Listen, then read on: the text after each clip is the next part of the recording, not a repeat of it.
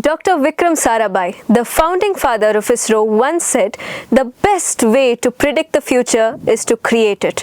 Hello and a very warm welcome to the fresh new episode of Students' Time, your weekly update on what's happening in the field of education, politics, economics, business, entertainment, science, technology, research and innovation.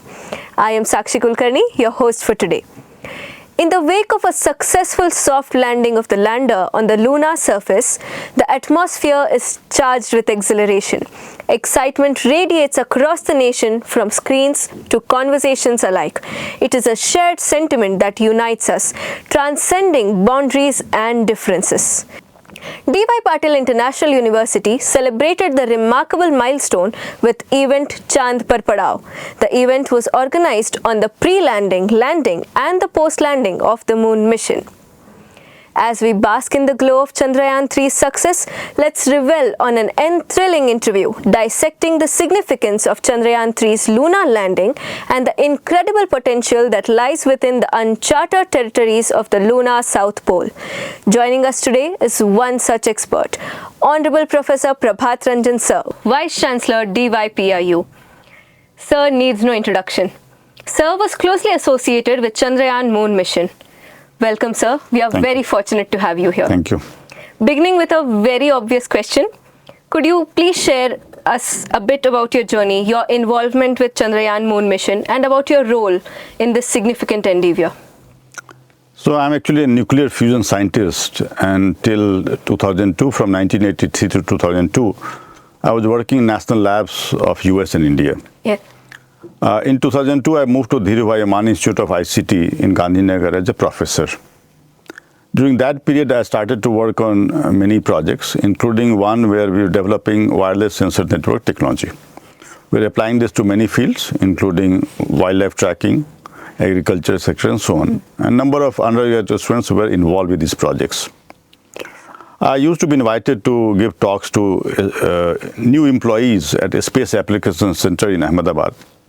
And for viewers, I would like to inform them that in Ahmedabad, there is a physical research laboratory, which has been the center of initiation of two major areas. One is space, and another is nuclear fusion. So earlier, the space program used to be run from Ahmedabad itself. And then later on, it moved to Bangalore as headquarters. So that center used to be called the Space Application Center. And similar nuclear fusion, the work started from physical research laboratory and then moved to Institute for Plasma Research, Gandhinagar is a separate institute. So the Space Application Center, when the new employees used to come, during the induction program, sometimes I used to be invited by them to give a special talk to the new employees. Yes. So during one of these talks, I talked about my work with wireless sensor network. And at the end of the talk, I just made a comment that whether this sensor network technology can be used for India's moon mission. And I'm not aware of what is being planned, but maybe it might have some use. That time, Chandrayaan-1 had not gone. It was in the process. 2008, finally, Chandrayaan-1 had gone. So my host, Professor K.S. Dasgupta, told me that as ISRO, our task is to deliver the payload from Earth to wherever it has to go into the space, to Moon or Mars. We do not decide what kind of experiments will be done. So it is better that you talk to the physics people who are involved with those decisions. And Director of Physical Research Laboratory, Ahmedabad, Dr. Goswami, was the chief scientist of moon mission. So I contacted him, and on phone only explained to him that what kind of technology we are working in, and maybe it might have some use in moon mission. So he listened to me, and then he said that idea is good, but I have no idea how it is going to help. So then over about the next 1 year period, whenever I would meet PRL scientists, I would discuss what is the possibility of using these. And it was just a casual discussion. In 2007 sometime, it was maybe October or September 2007, I was in Spain for a conference when I saw an email.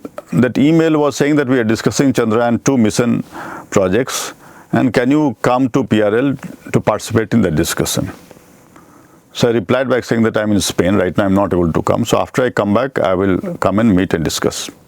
So once I came back and met head of Planetary Exploration Division, Professor Murthy, he explained to me what they were thinking. He said that we need to detect water in the permanently shadowed regions of the moon, especially on the South Pole, It is expected there will be a lot of water inside those, and these are craters which are permanently dark. The temperature is minus 200 degrees centigrade. So if due to asteroid or comets falling on the moon, which is a regular process, if some of them are carrying water, they fall into these craters, the water they are carrying will be frozen completely. It's minus 200 degrees centigrade. So we want to find out whether there is water or not. That's a very important part for us. So maybe your idea of sensor network might be useful, because we cannot send a rover inside, we cannot send a human being inside. So somehow sensor network could be used. So that's how I got started into this. And then we discussed further, we had discussion, deliberations, talks. And finally, we put up a proposal, which I was principal investigator, and Planetary Head Exploration Division of PRL, Professor Murthy was co-investigator. That proposal was put up the committee, and I remember probably to 2009 early or late 2008, when this proposal was put up formally to the committee, and we had to defend the proposal. And just in between, before that, in 2008, the Chandrayaan mission had gone successfully. So suddenly I started to get a lot of calls from media people talking about what is happening in Chandrayaan-2. At that time, the proposal has not been even evaluated and approved. But still, they wanted to know about what is being planned. And PRL people gave my name because I was the principal investigator. So suddenly, a lot of newspaper publicity started to come about what we were thinking. After that, only after a few months of that, we had the formal discussion on this. There was a committee. And when I got up to actually talk about my proposal, within 4 to 5 minutes time, the chairman of the committee told me that you are talking nonsense. You don't know what you're talking about. You're talking of making a sensor in 150 grams. I guarantee it cannot be done in less than 6 kg. You sit down. Okay. So then the PRL director, Dr. Goswami, told him that let him at least complete his talk. So I got the chance to complete my talk, and then that project was also approved. About 60 lakh rupees was fund was given. It was around March 2009. Within 3 months' time, around June, I was in my village during vacation time, and first time I could see internet there. I saw an email from ISRO saying that please resubmit a new proposal. Okay. So I was very surprised that money has been approved, and suddenly within 2-3 months' time, I'm being asked to resubmit a proposal. So when I came back to Gandhinagar and I talked to PRL people, I found out there's been some plan change, because the Chandrayaan-2 mission was a joint project with Russia. Yes. So there was some discussion happened, there was change in the mission plan. So they said that you required about 5 to 6 kg of weight. It's not possible to send that now because the mission plans have changed. So total we have available is 2 kg weight now. So you need to work out a proposal within that. And what had happened was that the Chandrayaan-2 was supposed to have a lander and a rover that was to come from Russia. The Indian payload that was allowed on top of the lander and the rover was 15 kg was allotted to India. Now, India decided that in addition to Russian rover, India will also put a mini rover on top of that. So that was weighing 13 kg. So out of 15 kg, the rover was taking 13 kg. So only 2 kg weight was remaining. So they said within 2 kg, can you submit a proposal? So as luck would have it, that during one of the discussions, one of the PRL scientists, a very senior scientist, he told me that detecting water on the moon is great. But if you can detect seismic waves, it will tell us about the origin of the moon. So it's a very important thing. So if you could work on that. So I remembered this, and I went back to him saying that, okay, now there's a chance I have to change and submit a new proposal. So then I worked on seismic sensor network on moon and submitted that proposal. And then, interestingly, even before that proposal could be discussed formally, in February, I was requested to give a talk on emerging technologies in planetary exploration in the main space science symposium that happens every 2 years. It was in Rajkot in February, 3rd week of 2010. I was asked to give a keynote address on emerging technology in planetary exploration. I was a bit surprised because I was just barely started. So the convener of the committee told me that this symposium, we want to have something novel. Yes. And most of the other scientists who have been presenting, they have been talking about the same thing for the last several years. So we know all of that. You are the only one who is talking about something new. So we want you to make a presentation. So I gave my keynote address. At that time, there was some discussion going on, which I could not make out what was going on, because the Indian team had gone to Russia and they had discussion, they had come back right after that. So I could not make out what was going on. But suddenly, I received an email in March of 2010 from ISRO saying that mission plans have changed. There'll be no Russian rover, only lander. And then we are planning to do these 10 different things on the moon. And we want you to put up the whole system as a single entity. We'll help you with all of this. And then you have to deliver the whole system. Okay, that's how I got involved in major ways. So first was water detection, then seismic activity detection, and this whole integrated thing, which I call LUSEX, that was Lunar Surface and Subsurface Explorer. Okay. So I got involved in many things. Unfortunately, none of the systems have gone because of various reasons. Either they did not get approval or they did not get funding, like the LUSEX proposal did not get funding. Although later on in 2012, I got an urgent message from ISRO chairman to work on that project. But that time I was moving to Delhi to head India's technology think tanks. I didn't have much time. There was a team of ISRO engineers who was put up with me, but we couldn't. There was not enough time to work on it. So that's how that proposal did not go through. That's how I got involved with this. Yes, sir. Thank you. Thank you so much for your contribution, sir. My next question would be, could you please share your perspective on the broader significance of Chandrayaan-3 mission, not just for the space program, or a broader perspective on how it is important for humanity's exploration of the cosmos? So, one of the reasons that ISRO wanted me to be involved was that ISRO had a lot of experience of sending satellites. Yes, sir. Satellites which go around the orbit on the Earth. And Chandrayaan-1 also was something where it will go around the moon. No. So that experience they had. The experience they did not have was landing on the moon. After landing on the moon, the experiments that have to be done. So that is called in situ exploration. Since they did not have experience, they looked at me to do something innovative. Okay. Yes. So far, Chandrayaan-2, unfortunately, at the last minute we had a failure. So Chandrayaan-2 was the first mission which was to carry out in situ exploration. That's how I got involved with that. Of course, my system did not go. But last minute, as you know, that we had some failure just at the last minute. So Chandrayaan-3 then has achieved that we have landed on the moon successfully. And then rover has come out of that. And this is the first time in situ exploration will be done. So from Indian point of view, it's a very, very important thing. Now, how does it help us for the broader perspective? One is that we need to find out whether moon, we can actually have a human habitat there. Okay.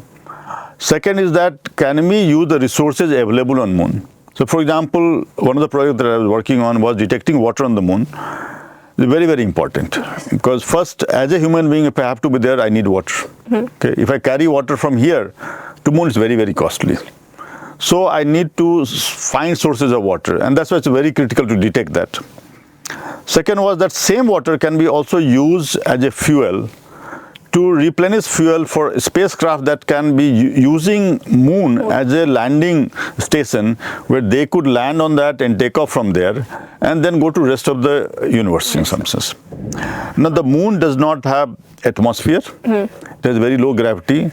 So landing and taking off is much, much easier compared to what will be seen on Earth or any other systems like Mars, where there is atmosphere. Because when you have something going through the atmosphere, either you're going up or going down, there's a friction of that, it heats up. And the gravity also helps, because low gravity means it's easier to send something up. So moon can work as a fueling station, as a launching station for exploration of the rest of the universe. But human being also have to do that. So One of the tasks that is going to be there on Chandrayaan 3 and subsequent missions like these to detect the resources on the moon, which may be things like water, mineral resources, and see whether it is suitable to create human habitat. And that's why South Pole has been chosen. And this is the first time that any country has been successful in landing on the South Pole. That's one of the achievements that we had. But one of the main purposes is that is the region where we can get water in plenty.